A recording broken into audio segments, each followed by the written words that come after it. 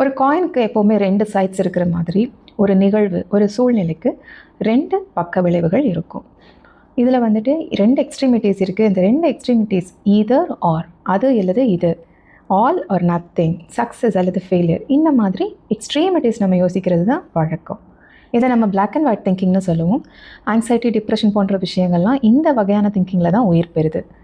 இது என்ன பண்ணுன்னா ஈதர் ஆர் அப்படிங்கிற ஒரு கான்செப்ட்குள்ளே நம்ம மைண்டை ட்ராப் பண்ணி வச்சிடும். Black and white kind of திங்கிங்கில் நம்ம என்ன பண்ணுவோம், 2 எக்ஸ்ட்ரீமிட்டிஸில் ஏதாவது ஒரு எக்ஸ்ட்ரீமிட்டியை மட்டும் பிடிச்சி வச்சுக்குவோம், இன்னொன்று ரிஜெக்ட் பண்ணிடுவோம்.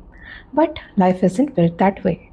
நம்ம 2 உண்மைகள் இருக்க ஒரு விஷயத்துக்குன்னு அது 2மே கோ எக்ஸிஸ்ட் ஆகும் அப்படிங்கிற விஷயத்த மறுத்துருவோம். இதை ஒரு எக்ஸாம்பிளோட புரிஞ்சுக்கணுன்னா, நமக்கு ரொம்ப பிரியமானவங்க, ஸ்பவுஸோ, ஃப்ரெண்டோ, இல்லை ஒரு லவ்ட் ஒன், நம்மக்கிட்ட ஒரு ஃபெயிலியர்னாலேயோ இயலாமைனாலேயோ ஏதோ ஒரு கன்ஃபியூஷனில் கத்தி விட்டுடுறாங்க. அவங்கள நமக்கு பிடிக்குங்கிறதுனால அவங்களுடைய கோபத்தை நம்மளால் புரிஞ்சிக்க முடியுது. அதே சமயம் நாமளும் ஹர்ட் ஆகிடுறோம். அப்போது இந்த சம்பவத்துக்கு பின்னாடி 2 உண்மைகள் புரிஞ்சிருக்கு. அவங்கள நீங்கள் புரிஞ்சுக்கிறீங்க, நீங்கள் ஹர்ட்டும் ஆகிடுறீங்க. இந்த 2 விஷயத்தையும் அக்செப்ட் பண்ணிக்கிறது, இதை மையமாக வச்சு யோசிக்கிறது தான் டயலெக்டிக்கல் திங்கிங். ஒரு சம்பவத்தை தழுவி 2 உண்மைகள் கோ எக்ஸிஸ்ட் ஆக முடியும். பிளாக் அண்ட் ஒயிட் திங்கிங் மாதிரி ஏதாவது ஒரு பக்கத்தை நம்ம சூஸ் பண்ணணுங்கிற கட்டாயத்தை தாண்டி டயலெக்டிக்கல் திங்கிங் நமக்கு ஒரு ஃப்ரீடம் கொடுக்கும். இதுக்கு ஒரு சின்ன சிம்பிள் ஷிஃப்ட் தேவை. இந்த கான்ஃப்ளிக்ட் எக்ஸாம்பிள் எடுத்துக்கிட்டிங்கன்னா, அந்த பர்சன் எனக்கு ரொம்ப பிடிக்கும், அவங்கள நான் புரிஞ்சுக்கிறேன், ஆனால் நான் காயப்பட்டுட்டேன்.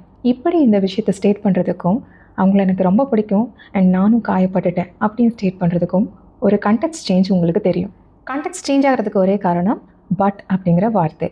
பட்டுங்கிற வார்த்தையை நீங்கள் அண்ட் அல்லது மற்றும் அப்படி ரீப்ளேஸ் பண்ணும்போது நீங்கள் 2 உண்மையுமே ஹானர் பண்ணிக்கிறதா அர்த்தமாயிடுது.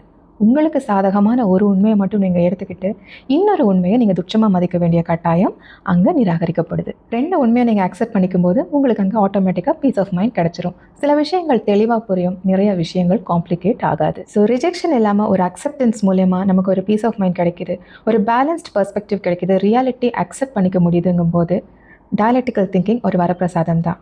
நான் சொன்ன எக்ஸாம்பிளையும் தாண்டி நம்மளோட டெய்லி லைஃப்பில் நிறைய 2 எக்ஸ்ட்ரீமிட்டிஸ் இருக்கக்கூடிய 2 உண்மைகள் கோ எக்ஸிஸ்ட் ஆகக்கூடிய சூழல்கள் இருக்கும். அது எல்லாத்தையும் அனலிட்டிக்கலாக யோசிச்சு நீங்கள் அக்செப்டன்ஸோடு வாழும்போது லைஃப் பிகம்ஸ் ஈஸி. பெரும்பாலான இம்பேலன்சிங் சுச்சுவேஷன்ஸில் நமக்கு தேவைப்படுறது ஒரு பேலன்ஸ், முறையான வளர்ச்சி, இமோஷனல் ஸ்ட்ரென்த். இதுக்கு 2க்கும் நடுவில் இருக்கக்கூடிய பேலன்ஸ் தான். இது இருந்துட்டால் லைஃப் பிளாக்காவோ ஒயிட்டாவோ ப்ளெயினாவோ இருக்காது. Let's not complicate. தேங்க்யூ.